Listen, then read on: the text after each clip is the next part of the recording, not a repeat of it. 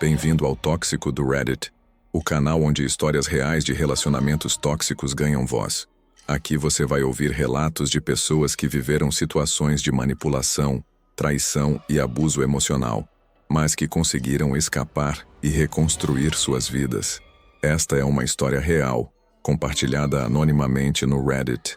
Os nomes e alguns detalhes foram alterados para proteger a identidade das pessoas envolvidas. Meu nome é Juliana, tenho 29 anos, e esta é a história de como descobri que meu namorado passava 2 anos inteiros colocando remédios para dormir escondidos na minha comida todas as noites para me deixar em sono profundo, enquanto vendia ingressos pela internet para homens desconhecidos entrarem na nossa casa durante a madrugada e me observarem dormindo, fotografarem, até me tocarem, tudo por dinheiro, transformando meu momento mais vulnerável em atração paga sem meu conhecimento ou consentimento. A descoberta aconteceu na noite mais aterrorizante da minha vida, quando acordei inesperadamente no meio da madrugada e encontrei 3 homens estranhos parados ao redor da minha cama me observando. Conheci Marcelo em janeiro de 2022, através de aplicativo de relacionamento aqui em Belo Horizonte. Eu trabalhava como designer gráfica freelancer, ganhava cerca de R$ 8.000 por mês, morava sozinha num apartamento alugado de 1 quarto. Tinha vida tranquila, rotina estabelecida, nada de extraordinário, mas estava satisfeita. Marcelo se apresentou como personal trainer que trabalhava em academia grande da cidade. Fisicamente era atraente, cuidava do corpo, falava sobre saúde e fitness com conhecimento. Nossos primeiros encontros foram em cafés, restaurantes, lugares públicos normais. Ele era gentil, engraçado, atencioso. Desenvolvemos conexão rápida. Começamos a namorar oficialmente em março de 2022. Durante os primeiros meses, víamos um ao outro principalmente nos finais de semana, porque ambos trabalhávamos durante a semana, e ele dizia que horários na academia eram irregulares. Ele dormia na minha casa aos sábados, às vezes ficava até domingo. Depois voltava para o apartamento dele que dividia com 2 colegas. Em junho de 2022, 3 meses de namoro, Marcelo sugeriu morarmos juntos.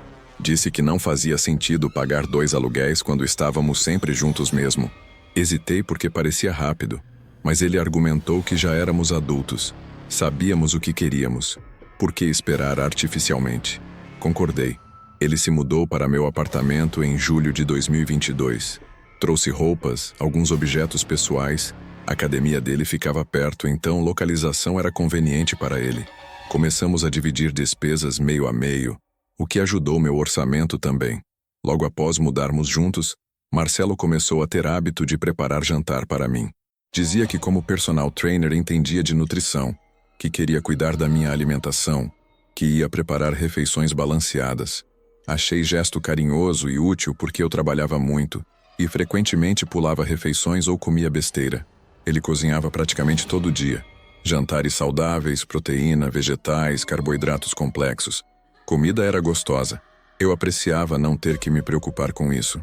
Comíamos juntos, conversávamos sobre o dia, depois assistíamos algo na televisão e íamos dormir. Foi nessa época que comecei a perceber que estava dormindo muito profundamente todas as noites. Acordava meio grogue pela manhã, levava tempo para ficar totalmente alerta. Marcelo dizia que provavelmente era porque finalmente estava tendo alimentação adequada e corpo estava recuperando o sono acumulado de anos. Fazia sentido. Eu realmente tinha histórico de dormir mal, insônia ocasional, acordar durante a noite. Mas desde que Marcelo começou a cozinhar, dormia a noite inteira sem interrupções, pesadamente, profundamente. Acordava sempre na mesma posição que tinha dormido, como se não tivesse me mexido durante toda a noite. Também percebi que ficava extremamente sonolenta logo após jantar. Tipo sonolência quase irresistível. Por volta das 9, 10 da noite, mal conseguia manter olhos abertos. Marcelo dizia que era natural, que corpo liberava hormônios depois de refeição que induziam sono, que era saudável ter rotina de dormir cedo. Minha rotina virou padrão fixo. Jantava às 8, às 9h30 estava exausta, às 10 estava dormindo. Dormia até 6 ou 7 da manhã sem acordar uma única vez. 8, 9 horas de sono ininterrupto todas as noites. Marcelo tinha horários irregulares na academia. Às vezes trabalhava até tarde, chegava em casa depois de eu já estar dormindo. Outras vezes saía de madrugada para treinos particulares com clientes que só podiam de manhã cedo. Eu raramente acordava quando ele saía ou chegava. Sono era tão profundo que não ouvia nada. Durante os meses de 2022 até 2024, vida seguiu esse padrão. Trabalho, jantar preparado por Marcelo, sono pesado, acordar grogue. Fim de semana era similar. Marcelo sempre cozinhava. Eu sempre dormia profundamente. Algumas vezes acordava com sensações estranhas. Impressão de que tinha ouvido vozes. Sensação de presença no quarto. Uma vez acordei sentindo que alguém tinha tocado meu braço. Mas estava sempre sozinha com Marcelo, que dormia ao meu lado. Achava que eram sonhos, talvez sonambulismo, paranoia causada por trabalhar muito. Mencionei para Marcelo algumas vezes. Ele dizia que provavelmente eram pesadelos que eu não lembrava completamente ao acordar. Sugeriu que talvez eu devesse tomar chá calmante antes de dormir para relaxar mais. Comecei a tomar. Sono ficou ainda mais pesado. Em algumas manhãs acordava com pequenos hematomas inexplicáveis. Braço, perna, nada sério, mas estranho. Marcelo dizia que eu provavelmente batia em móveis durante noites sem perceber. Que sono pesado fazia a pessoa não acordar mesmo machucando levemente. Também percebi que às vezes minha roupa de dormir estava diferente de como lembrava ter colocado. Botões abertos que tinha certeza ter fechado. Camiseta virada. Calcinha de lado. Questionava minha memória. Talvez realmente estava ficando confusa. Em outubro de 2024, há poucos meses, tudo mudou numa única noite. Era quinta-feira. Rotina normal. Marcelo preparou o jantar. Comemos. Assisti metade de episódio de série. Sonolência habitual chegou. Fui dormir por volta das 10. O que eu não sabia era que naquela noite específica, o remédio para dormir que Marcelo colocava na minha comida estava vencido. Ele não tinha percebido. Dosagem não foi suficiente para me manter em sono profundo noite inteira como normalmente mantinha. Acordei de repente às 3 da manhã. Não sei exatamente o que me acordou. Talvez barulho. Talvez instinto de sobrevivência. Abri olhos ainda meio confusa e vi 3 homens parados ao redor da minha cama. 3 homens desconhecidos. No meu quarto, olhando para mim. Um deles estava tirando foto com o celular. Outro estava apenas parado me observando. Terceiro estava próximo demais. Mão estendida como se estivesse prestes a me tocar. Gritei. Grito que saiu do fundo do pulmão. Pânico puro. Tentei me levantar, me afastar, cobrir corpo com lençol. Os homens também se assustaram. Claramente não esperavam que eu acordasse. Começaram a recuar. Um deles disse algo como: "Ela acordou, não devia acordar." Continuei gritando. Procurei Marcelo. Ele não estava na cama. Olhei ao redor frenética. Ele estava parado perto da porta do quarto, apenas observando. Não assustado, não alarmado. Apenas observando com expressão calma. "Marcelo, chama a polícia, tem homens aqui." Ele não se mexeu. Os 3 homens olharam para ele. Um deles falou: "Você disse que ela não ia acordar." Marcelo respondeu com voz calma: "Normalmente não acorda. Não sei o que aconteceu hoje." Meu cérebro tentou processar. Os homens falando com Marcelo como se conhecessem ele. Marcelo não surpreso com a presença deles. Marcelo dizendo que normalmente eu não acordo. O que está acontecendo? Minha voz saiu tremendo. Marcelo suspirou. "Juliana, acalma. Eles vão embora. Vocês 3, saiam agora." Os homens começaram a sair rapidamente. Desceram a escada do prédio. Eu ouvi porta da frente abrindo e fechando. Fiquei na cama, lençol enrolado em volta do corpo, tremendo incontrolavelmente. Marcelo continuou parado perto da porta. "Explica o que acabou de acontecer." Ele ficou em silêncio por longo tempo. Finalmente falou: "Eles pagam para te ver dormindo." "O quê?" "Eu vendo acesso pela internet. Homens pagam para vir aqui durante a noite e te ver dormindo." Não conseguia processar palavras. Faziam sentido individualmente, mas juntas pareciam absurdas. "Há quanto tempo?" "Desde que nos mudamos juntos." 2 anos. 2 anos. 2 anos de homens desconhecidos entrando na minha casa durante a noite, me observando, me fotografando, me tocando, provavelmente baseado nos hematomas inexplicáveis. Como eu nunca acordei. Eu coloco remédio para dormir na sua comida todo dia. Você dorme profundo. Nunca acorda. Hoje algo deu errado. Ele falava sobre isso com um tom casual, como se estivesse explicando o erro em entrega de correio, não admitindo que tinha me drogado e vendido acesso ao meu corpo inconsciente por 2 anos. Peguei celular com mão tremendo. Disquei polícia. Marcelo não tentou impedir. Apenas ficou parado. Polícia chegou 15 minutos depois. Contei tudo. Mostrei Marcelo. Ele confessou imediatamente, sem resistência. Disse onde guardava remédios que usava, como anunciava online, quanto cobrava. Foi preso na hora. Levaram o notebook dele, celular, todos os dispositivos eletrônicos. Investigação posterior revelou extensão completa. Marcelo tinha site na Deep Web onde vendia sessões comigo. $50 por 30 minutos. 100 por 1 hora. Cliente podia olhar, fotografar. Por $200 podia tocar levemente. Por 500 podia fazer mais. Mas Marcelo aparentemente nunca vendeu esse nível. Dizia que era arriscado demais eu acordar. Nos 2 anos ele teve aproximadamente 200 clientes diferentes. Alguns vinham uma vez. Outros eram regulares, vinham toda semana. Ele tinha calendário organizando horários. As noites que ele supostamente trabalhava até tarde ou saía de madrugada eram mentiras. Ele apenas coordenava tráfego de homens pela nossa casa. Ganhou aproximadamente $80 mil ao longo de 2 anos. Dinheiro que ele guardava em conta offshore que eu nunca soube que existia.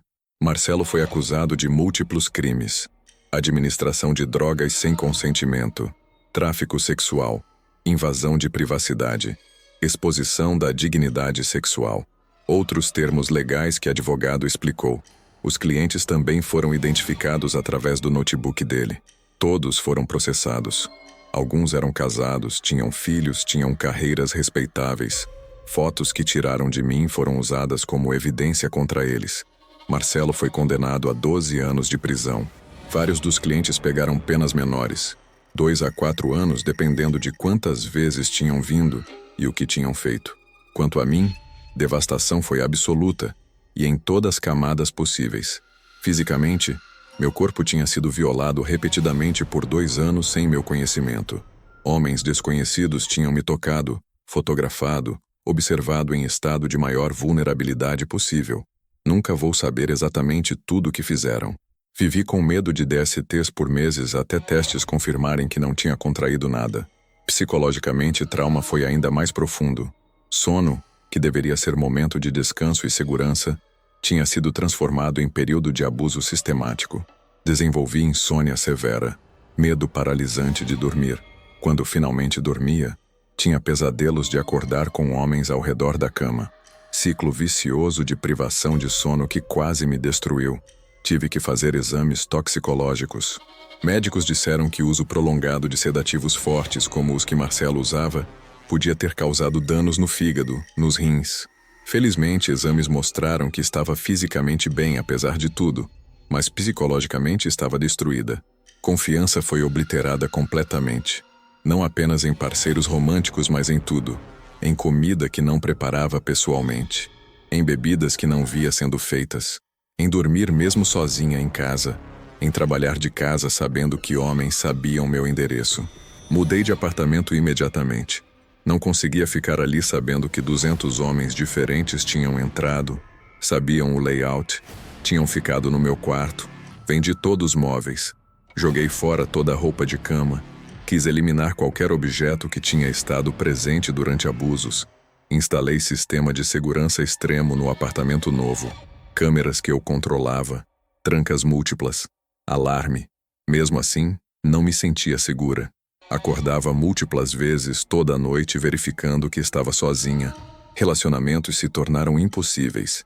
Ideia de confiar em alguém o suficiente para dividir espaço, comer comida preparada por outra pessoa, dormir perto de alguém, tudo causava ansiedade esmagadora. Fiquei isolada por necessidade de segurança, mas isolamento só piorou saúde mental. Terapia tem sido longa e difícil.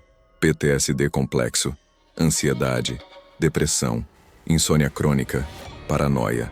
Todos diagnósticos que carrego agora por causa de 2 anos de abuso sistemático que nem sabia estar acontecendo. A parte mais perturbadora é saber que eu vivia a vida normal, achando que estava bem enquanto estava sendo abusada todas as noites. Ia trabalhar, conversava com amigos, Postava nas redes sociais, tudo enquanto sendo drogada e vendida secretamente. A desconexão entre minha realidade percebida e realidade verdadeira é algo que ainda não consigo processar completamente. Hoje, 2 anos após descoberta, ainda luto diariamente. Alguns dias são melhores. Outros, mal consigo sair da cama. Pesadelos continuam. Medo de dormir continua. Paranoia continua. Mas estou viva. Estou lutando. Estou em terapia. Estou tentando reconstruir alguma versão de vida normal. Se você está lendo isso, sinais de alerta que ignorei. Sono anormalmente profundo que começou repentinamente. Sonolência extrema após refeições específicas. Acordar grogue todas as manhãs. Hematomas inexplicáveis. Roupas desorganizadas. Sensações estranhas durante a noite. Se algo sobre seu sono mudou drasticamente após começar relacionamento novo, questione. Se parceiro insiste em preparar todas suas refeições, questione. Se você dorme tão profundamente que não acorda com alarmes, barulhos, nada, questione. Sua segurança durante sono é direito básico. Violação disso é crime dos mais graves. Confie nos instintos. Verifique. Proteja-se.